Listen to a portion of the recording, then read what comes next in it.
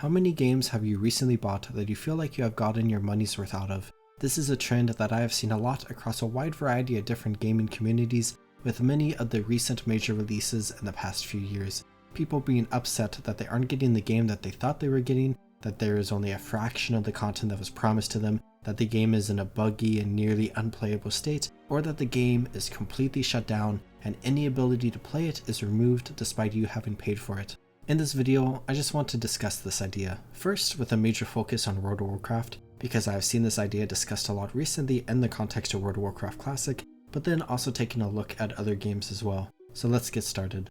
Looking at World of Warcraft, there is a lot we can see when it comes to issues with how World of Warcraft charges players and respects players, like how subscription fees have become an unpopular idea, and how with the upcoming expansion, The War Within, you have to spend an additional $40 up to a total of $90 to be able to play the expansion on launch day, otherwise you have to wait until 3 days after launch. But all of that aside, I want to look at two versions of the game that people are upset with because people feel like they aren't getting exactly what was promised to them, and those versions are the Season of Discovery as well as Cataclysm Classic.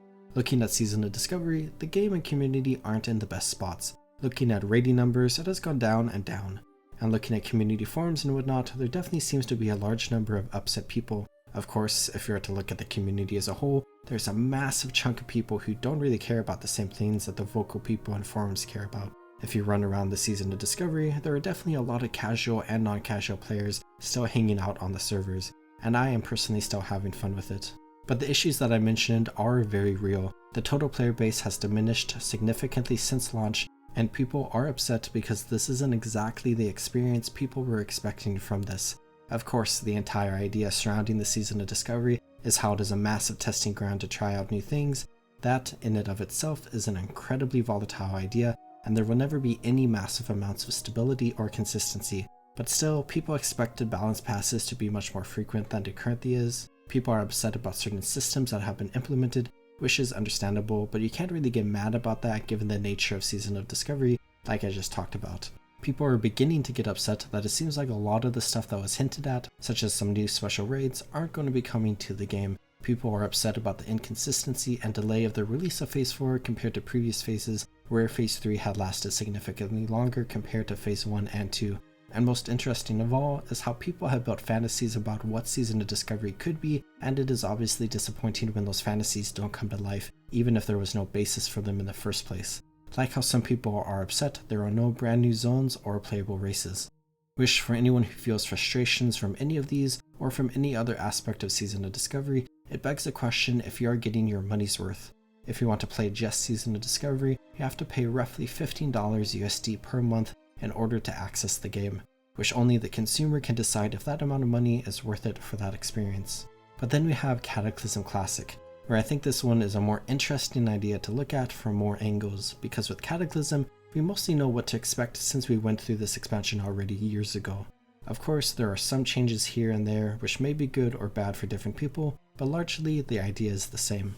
But additionally, there's an optional bonus cost on top of your base subscription fee for Cataclysm, because some people can buy the $30 or $80 upgrade packs, which basically just gets you some in-game cosmetics. Which I have my strong opinions about those packs, but that is a financial decision that people are allowed to make, which whether or not you purchase either of those packs, and if you are buying a subscription in order to play Cataclysm, and with the money you are spending, you are obtaining the game in return. And is Cataclysm Classic what people were expecting? Well, largely yes. All the content is there, and you can play through the zones, dungeons, raids, and whatnot. But there is a major trend with Cataclysm Classic that we can basically summarize as the game being broken. There are a ton of bugs, a lot of things straight up don't work, and some things are just very finicky, where because of the broken state of Cataclysm, a lot of players are upset about the game, which this then brings us back to the central idea of if you're getting your money's worth from this game. Since Cataclysm is very broken, are you actually getting a quality product? Are the $15 a month you're spending to interact with these bugs and broken scripts worth it? Well, that's only an answer you can provide. With both Season of Discovery and Cataclysm, there are parts of the experience that you probably enjoy and probably don't enjoy, where it depends on how much you enjoy the things that you do enjoy or how much you don't enjoy the things you don't, which determines how much fun you will have playing the game. For if you aren't having fun, you probably shouldn't be playing, and you definitely shouldn't be spending money in order to play. But another idea is how you will have already spent money in order to play the game. Maybe you resubbed to World of Warcraft to play the Cataclysm launch, but were frustrated by not being able to progress through zone storylines because of bugs. You've already spent the money, even if you cancel your sub then and there. Or if you don't feel like you got your money's worth from that transaction, that is incredibly frustrating. And that all is just World of Warcraft. Let's take a quick look at a variety of other games where we see people being frustrated about the same idea. In no particular order, and not with the intent to highlight every example, we can see Fall Guys with how the game is fundamentally different compared to how it was when the game originally released. The gameplay feels different, the maps are completely different, and a lot of people suspect that Fall Guys will be coming to mobile soon, which is the reason for many of the game's recent changes, which are changes that are detrimental to a lot of people's fun who originally played on PC or PS. Counter-Strike 2 is a game that replaced Counter-Strike Global Offensive with the intent that it would push Counter-Strike forward into the future on a modern engine with modern design choices. But to this day, CS2 has a fraction of the content of CSGO, has a ton of bugs, and has a rampant cheating problem that has made the game essentially unplayable for a large fraction of players. Helldivers 2, perhaps the most talked about example on this list, recently had a major scandal that is relatively complex, but I will summarize it as access to the game being restricted down to a select few countries, locking players in most countries who have bought the game from being able to play the game, but this issue has largely been resolved, but is still looming. Guild Wars 2, my favorite game and my main game on this channel, has seen this issue a bit in the community, where a few people on online forums are disappointed with the post-release updates for both the Ender Dragons and Secrets of the Obscure expansion, and feel like the game was not updated as much as it should have been.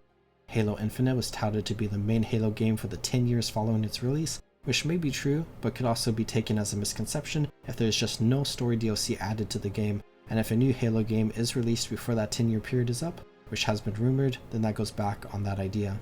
Suicide Squad Kill the Justice League is a good example of a game that a lot of players just did not enjoy, which that itself might mean you don't feel like you get your money's worth with, but it was also advertised as a live service game, which may be a live service game that doesn't have a long life.